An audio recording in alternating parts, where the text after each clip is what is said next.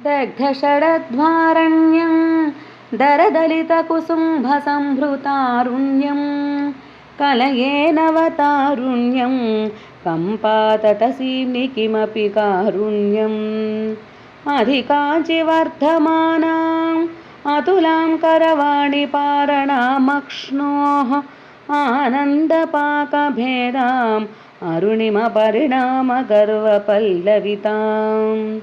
बाणश्रुणिपाशकार्मुकपाणिमं कमपि कामपीठगतं येन धरकोणचूडं शोणिमपरिपाकभेदमाकरये किं वा फलति ममाज्ञौर्बिम्बाधरचुम्बिमन्दहासमुखी संबाधकरी तमसामं बाजागर्ति मनसि कामाक्षी